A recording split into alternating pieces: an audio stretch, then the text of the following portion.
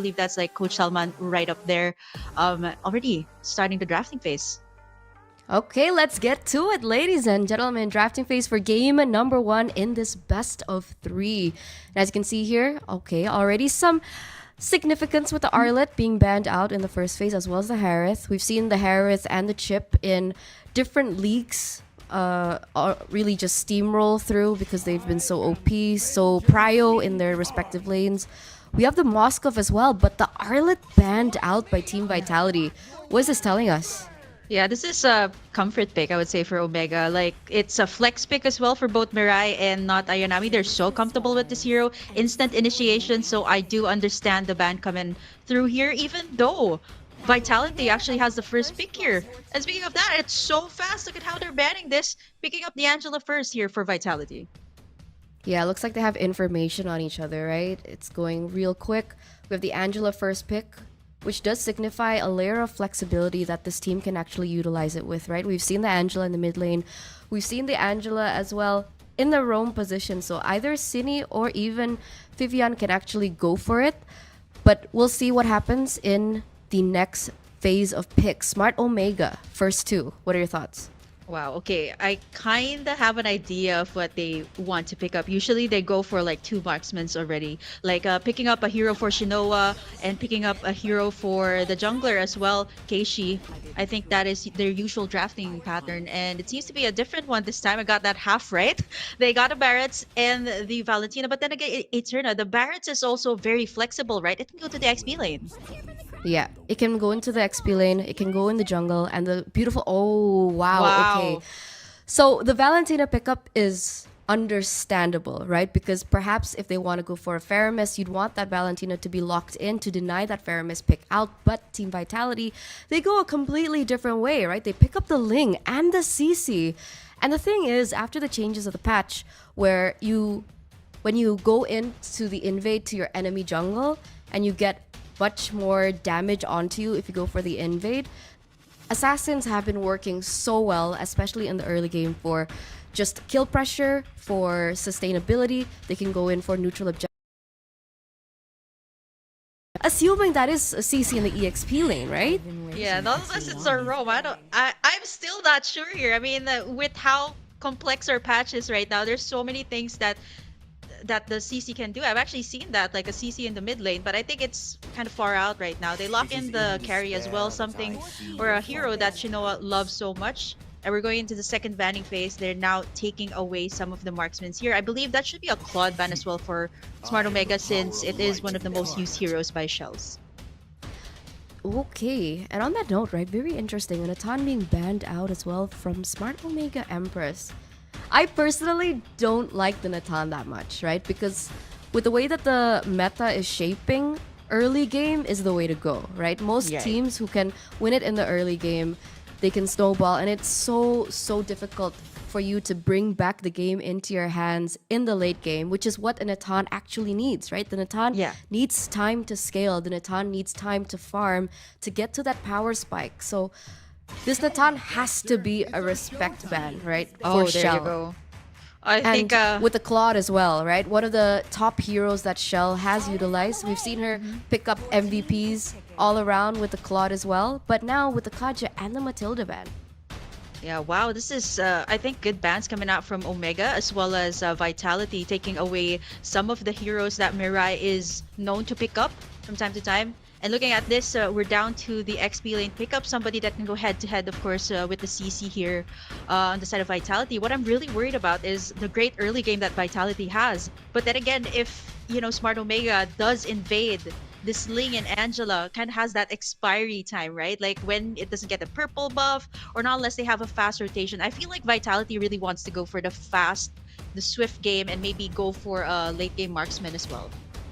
The thing is, for the first 2 minutes, it's not going to be as easy to invade because of the change in the patch notes, the one that I mentioned earlier on. So maybe after minute number 2, you might be onto something. With the Minotaur here, you can also see that there's a lot of counter-engage potential that Omega Empress has also picked up.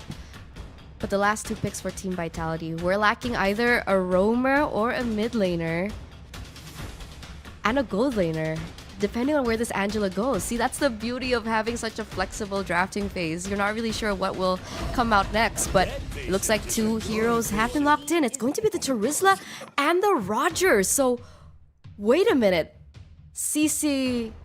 Yeah, see? Wait. What's going on?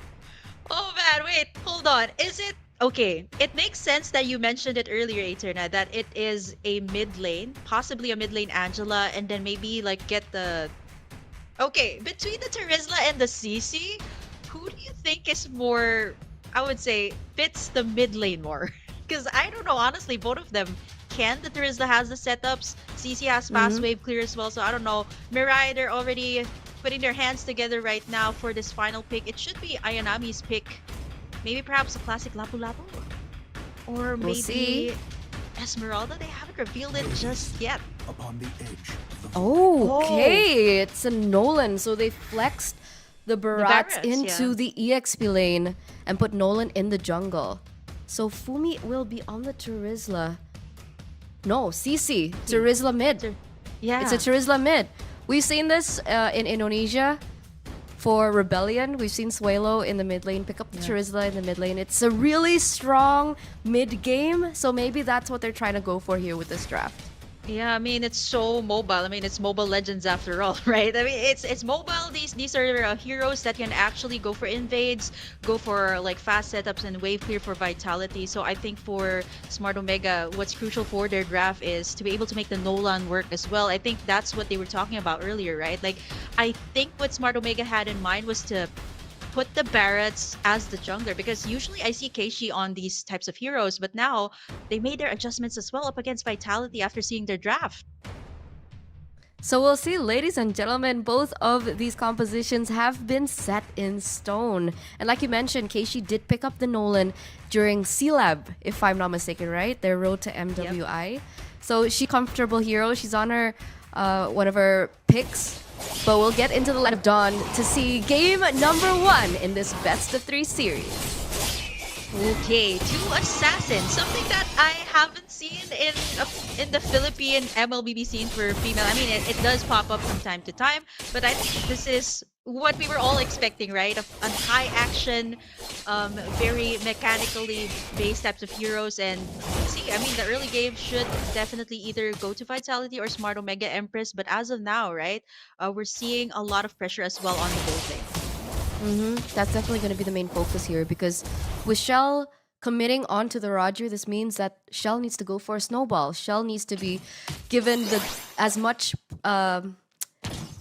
space as possible, because in order to utilize the Roger properly, you need to be able to snowball from that early game. So we're going to see a lot of evidence there. Meanwhile, Shinoa, of course, needs a little bit more time to progress into her power spike.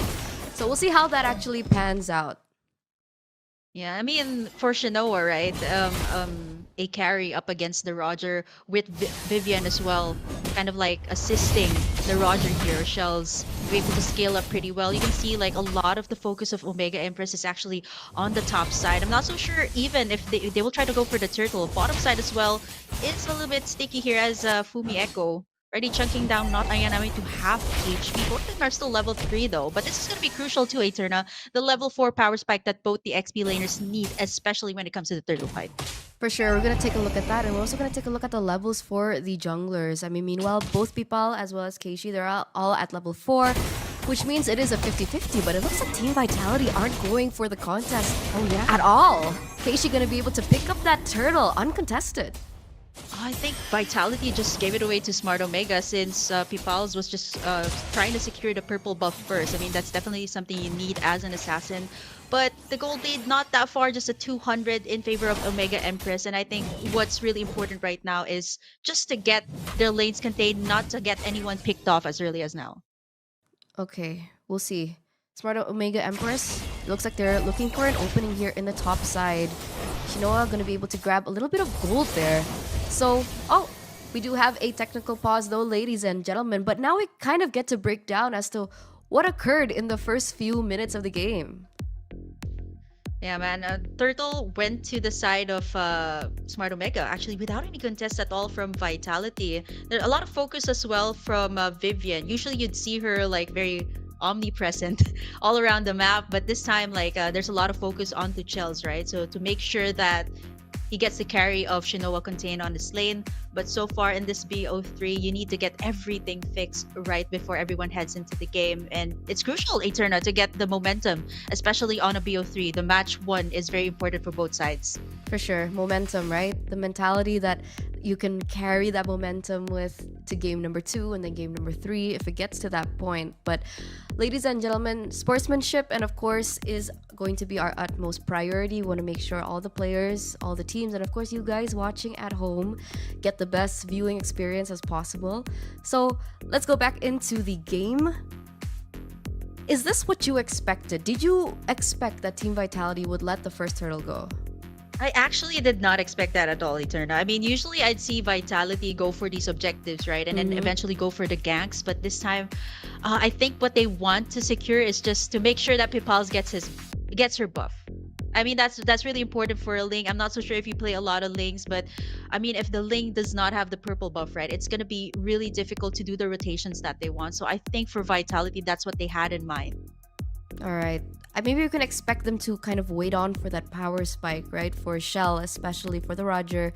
At least 2 or 3 items in, depending on what kind of build she wants to go for. We've seen the Roger go attack speed. We've seen the Roger go crit. And with that, I think it will be then. That will be like the moment where they try and look for something on the board. But we are back into the game, ladies and gentlemen. 2 minutes have elapsed. So far, 1 turtle has been taken by Smart Omega Empress. But we'll see what happens here. How does this work, right? Cine on the Terizla in the mid lane. Sure, there's that mid-game power spike, but the lack of range against Amor. What do you think? I think they really lack that CC, right? So, I mean, if you look at Omega Empress's lineup, they have like 2. You got that in the form of perhaps the Valentina and as well as the Minotaur here. But looking at this, right, for Team Vitality, their lineup is kind of like a dive setup, and we haven't seen the first blood happen just yet. It's already 3 minutes and 30 seconds already into the game, and no one has initiated just yet. And this is what I'd like to call like the roller coaster type of game. Like it's really nice and slow, and then when you head up into the climax, it really does take some time, especially for these 2 teams that are they're both very mechanically gifted. Yeah, it seems like both teams, they're really focusing on the objectives, right? They're not going to go for too many risky plays, not looking for ganks just yet. But wait a minute. Yeah. Yep. Bottom side though, you got the Detona's welcome here onto Not Ayanami. Really low up against the 2. You got the hard guard there, but they're not gonna commit just yet, Eterna. But speaking of that, second turtle actually of the game is back up again, and it seems like Smart Omega is here. Yeah, looks like Omega already on the setup here, posturing. Oh, but here we go. Yep. Amore going in for the penalty zone. It's still gonna be Keishi taking in the turtle. Hard guard is up here for Pipals. Not gonna be going for anyone just yet. Smart Omega is really low. They're trying to go for the basic attack. Shinoa as well dashing out with no casualties still. Eterna, we're going into 5 minutes into the game already. And it looks like Smart Omega Empress got the better trade there. Pipals is going to be able to trade it back with stealing that orange buff. But all in all, Smart Omega Empress picking up 2 neutral objectives. And Team Vitality, they went for the counter engage. They looked for something to trade with, but they couldn't find it just yet. Yeah, and now we see a switch up of the lanes as well right on the 5-minute mark. But Cine really low here. Keishi gonna be able to get the first blood here, but he's in trouble as well as Pipals is gonna be able to get in that revenge play. 1-for-1 trade, Eterna. As the bottom side as well, Shinoa is able to get in this tower up against Fumi Echo. So good trades all across the board for both sides. 1-for-1 trade, but it does look like Smart Omega Empress were able to pick up that turret in the bottom side, and because there were no objectives on the board, you could even say that it's way more worth it for Smart Omega Empress. Team Vitality, they're the defending champions of MWI, but it looks like they're finding it difficult to look for their rhythm here in this first game in this best of 3 series. Yeah, I think both sides are really playing it calculated right now. I mean, you've seen all of the clashes, right? It's so clean from both Smart Omega and Team Vitality. I mean, they kind of back away when it feels like they're not going to get in a good trade. And at the same time, Smart Omega is kind of wise here, right? Like kind of opening up their side lanes to make sure that happens so that they can take in a lot of these objectives like the Turtles and the Lord. A lot of the resources are going to be used on the bottom side as not Ayanami going to be forced to defend up against Tree. But look at Smart Omega. They just want to take in towers here, Eterna. Yeah, very objective centered, and that's great. And Smart Omega Empress, they have so much respect because taking a look at the items, right? For Amor, you could go Enchanted Talisman first, but she went for NOD. She wanted to respect the healing coming in from Vivian, but wait a second, in the top side. Yeah, Fumieko going to be able to zone everyone away. And finally, Team Vitality is going to be able to get in that turtle for the price of Fumieko. 2-1 is our score, 6-minute mark, and Vitality will secure in that last turtle. And there you go, right? The step back coming through from Team Vitality, looking to stop that snowball from Smart Omega Empress from happening. People are going to be able to rack in some more gold by clearing out those minions in the top side. But again, right back to that point, looking at the items, we saw that there were dominant ISOs being built up by not Ayanami as well. So there's a lot of sustainability being hindered. But wait a second. Okay, you got in the Heart Guard onto Pipals, gets in the Tempest of Blades, is able to escape in the nick of time.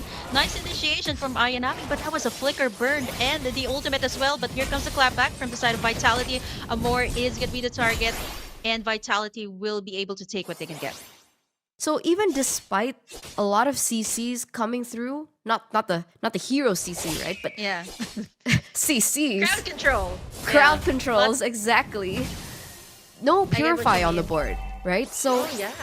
with that being said, Sydney was able to utilize that penalty zone really effectively, being able to pick up a more, and we can expect that from happening again in the future team fights.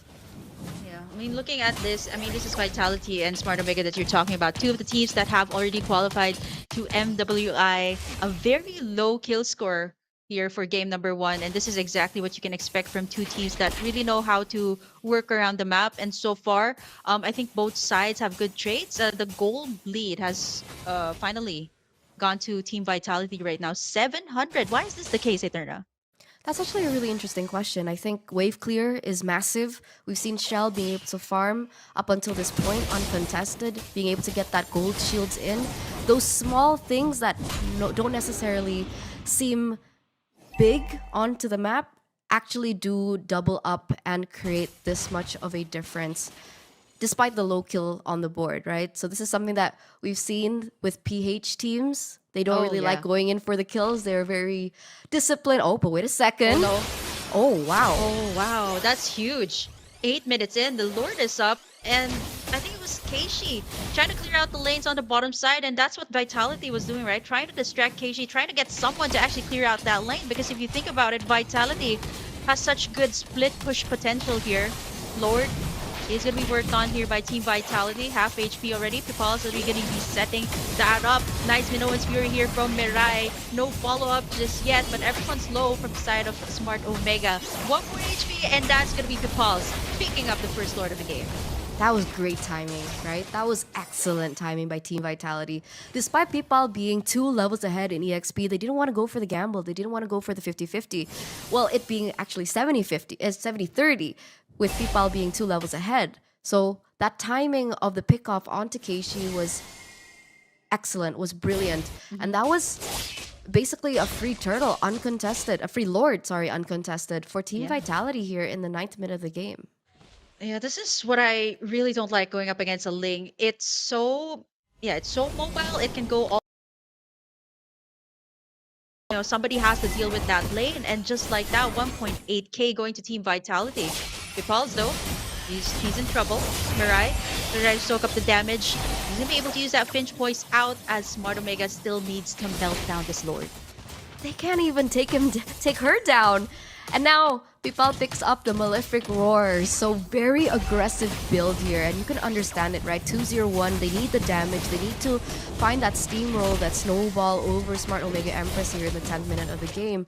And so you can expect that damage just being a kill, like being so much more magnified and the kill pressure going to be so much more seen as Smart Omega Empress will start to kind of falter when it comes down to this map pressure. Yeah, this is, I mean, for Smart Omega, you see them kind of grouping up right now. And it's good for Cine, right? They can set up the penalty zone. You see Amore as well taking in that ultimate for herself. But right now, I think no one is safe under their own turret.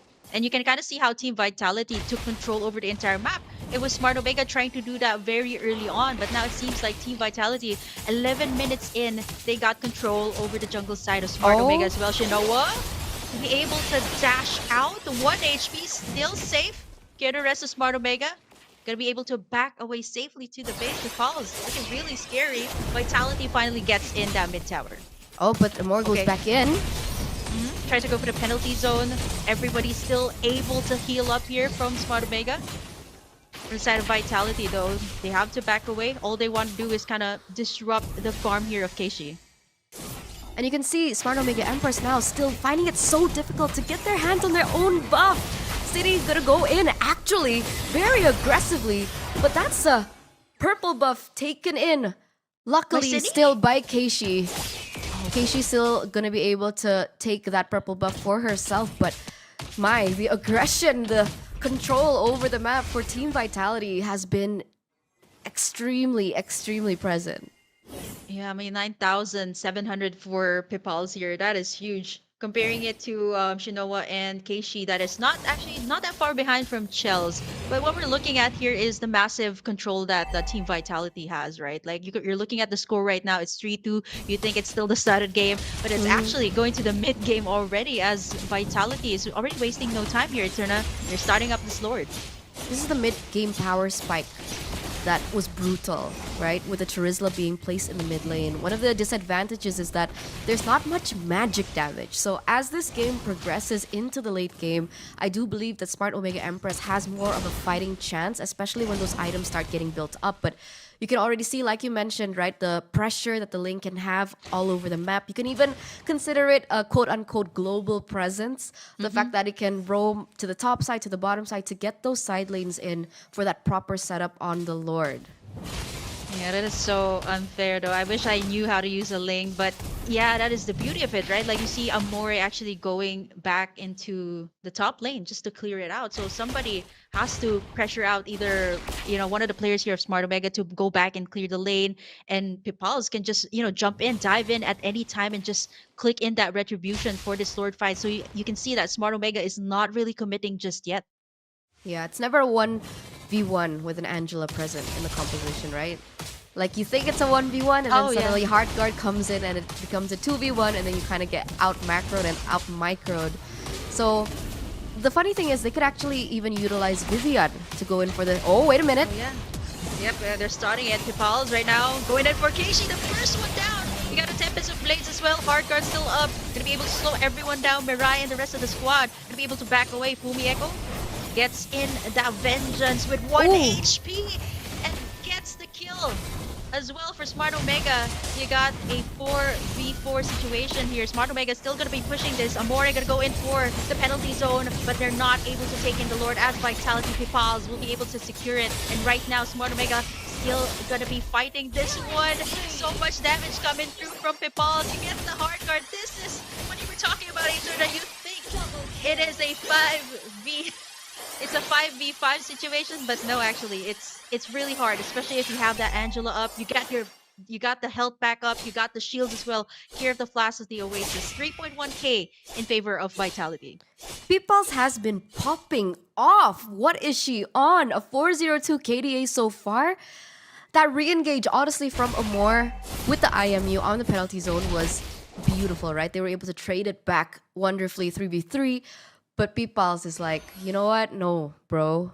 I'm going to go back in. I'm going to deal my damage and I'm going to make it a better trade for our team. And that's exactly what she was able to do. She is hard carrying this game and she goes back in again. Whoa, okay. He's trying to go for Keishi there. Get the Tempest of Blades out. As long as you have that hard guard, I think Smart Omega is going to have to think it through if they want to go for the engage. But now Cine going to be able to use that penalty zone out. Smart Omega still doing their very best, but not able to defend that top inhibitor. Now they melt down the Lord as Vitality will be able to take in 2 inhibitor turrets, make that 3 as Pipals destroys the last one. It's an open-ended or open base here for Smart Omega Empress as Vitality as well. Gonna be respecting that as they back away. Wow. That was a beautiful, beautiful Lord push. Very clean as well, being able to take 3 inhibitor turrets at that. And we can take a look at the items now, 16 minutes in.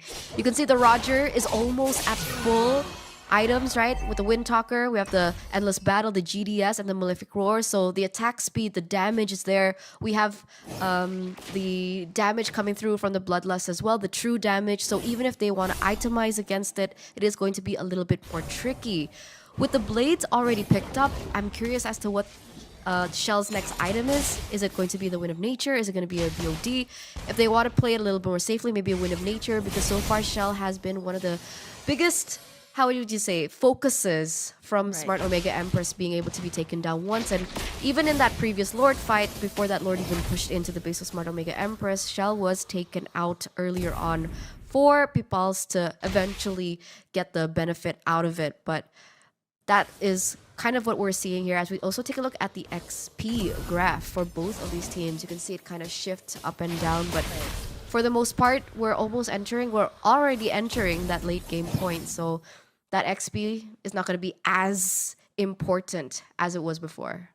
Yeah, I think it's going to be down to the items. I think this is the point in Aeterna. When it reaches the mid to late game, you're going to be seeing all of these heroes start to buy in that immortality. So team fights are going to be a little bit more extended here right now. And speaking of the team fights though, Vitality is Smart Omega going to contest this though. It's really hard to contest this type of Lord fight, especially when your base is really open. Like you're so susceptible to like a wipeout and then your opponent just goes for the straight push. But right now, for Smart Omega Empress, they're just gonna give away the second Lord to Team Vitality and of course just defend their base as of the moment.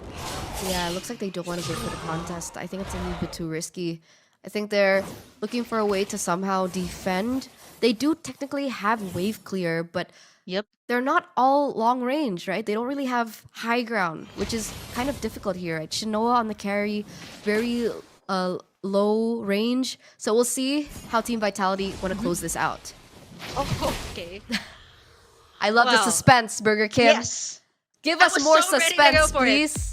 Yep, I like it. Just right before at least it's not when the Lord is in the base. So at least that gives some time for our players to actually fix what they need to get. But this has been really interesting, Aeterna. A very low kill score count. And it kind of feels like Team Vitality is that kind of team that is slow burn. Like you kind of see them taking in towers like one by one and then eventually you see them, oh, it's all gone. And I just don't know how they manage to do it every single time, considering that Smart Omega has already taken in like 2 turtles from the start of the game. They only took 1 and eventually was able to kind of get the map control to their side. They're very intelligent with timing, I think, right? They understand their composition. They understand the winning points of their draft, so they know that, okay, with the Terizla in the mid lane, with the Roger, we want to be able to kind of cover the Roger from the early game, but of course with the Terizla, that mid game power spike is going to be lethal, especially with the Ling as well, and that's when they kind of switch their tempo, right? Because like you mentioned, in that early game, we felt like the tempo from Vitality was quite slow. It was Smart Omega Empress that were looking for the initiations, they were looking for the openings, they were trying to make it their tempo, but Team Vitality, they figured out, okay, this is the time to shine, but ladies and gentlemen, we're going back into the game. Okay, Smart Omega, they're gonna have to take a big breath right now. City going in for the penalty zone. Hard guard's been up onto Pipals. Lord is still up. There's the shutdown by Not Ayanami. But Team Vitality, they're still not able to lock in the base as Smart Omega is able to successfully defend that. And a huge shutdown as well onto Pipals. That was crazy. That was crazy. Was it not? Smart Omega Empress, right? Despite the 6k gold lead, mind you, they were able to defend it. And now it looks like they're looking for more openings on the map. They're looking to take control over the game. And this is it, right? Shell with the last item went in for BOD instead of the Wind of Nature. It's a glass cannon build. It's risky. Oh, let's see if it pays off. Okay, Shells. Gonna get in the hard card this time. Not gonna be calls from the back line. That's all you see. Fumieko gonna be able to zone everyone away. Not Ayanami is down. Shell? Triple kill? Triple. Is it a maniac? Flick flickers in onto Amoria and gets the first Maniac of the Snapdragon Pro Series Women's League. And there you have it. It's a wipeout. And that is what we were saying, right? When the base is open, you can just go for it. Team Vitality gonna be locking in the base and showing smart Omega Empress why they are the defending champions of MWI. Wow. Wow, that just, wow.